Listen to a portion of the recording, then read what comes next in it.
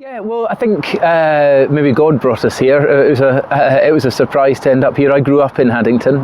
Never thought I would live back in Scotland again in a million years.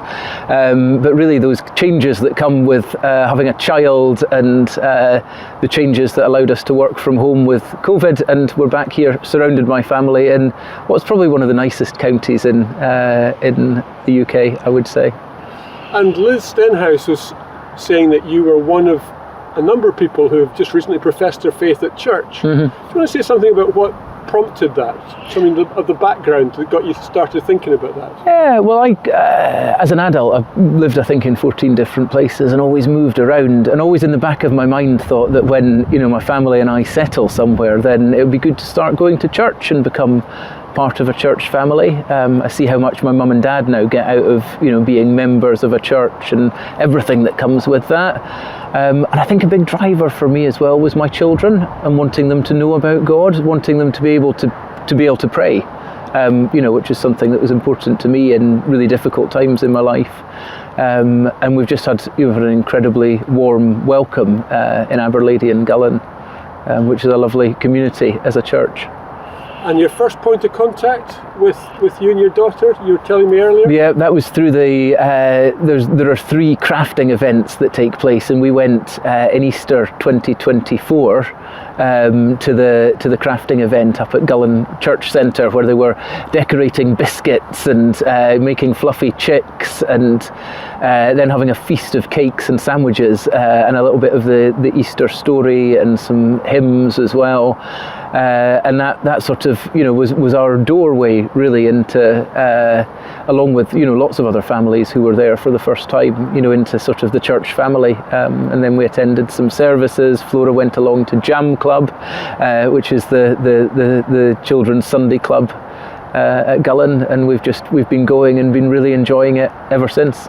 Great. As I understand it, Liz reintroduced here the idea of professing your faith and not just filling in a form to join the church. And I think there's something about having a ceremony and saying something in front of other people, because we do that when we get married, we do that when we baptize a child, and we do it when we graduate from university.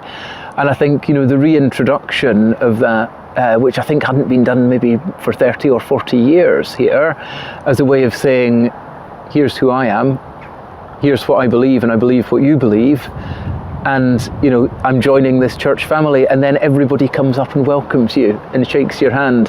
And that was lovely, because I had a tear in my eye. I could see that my family sitting in the pews had tears in their eyes, and some of the elders who were coming up to welcome me, and the other 2 who were professing their faith that day, it was emotional for them as well. And I think remembering the importance of ceremony and marking things properly.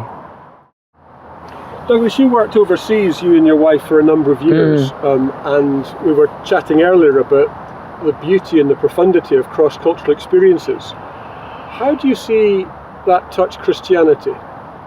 Yeah, it's a great question. I think living in Georgia, where people had an incredibly hard time for an incredibly long time, people really wore their faith very openly, and the Georgian Orthodox Church is quite different from other churches, but you'd really sort of see that openly in people's behaviour, their behaviour when they walk past a church, and sort of their priests in society. I also think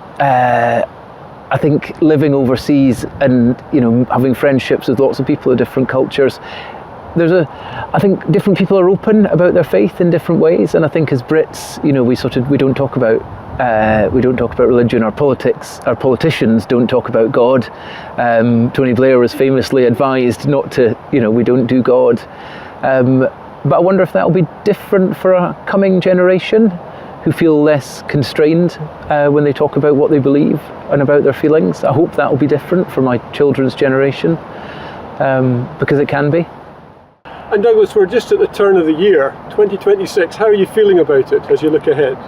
Yeah, I think I don't think you know what to expect really in the year ahead. We live in a really uncertain world, but we're lucky to live in a safe and stable country. I've got a 1-year-old who's I'm expecting she'll be walking by January and causing all sorts of havoc, and I'm excited about the plans in Aberlady and Gullane, which have just been approved by Presbytery and gone to the General Trustees, for all sorts of improvements and changes that will hopefully let the church grow.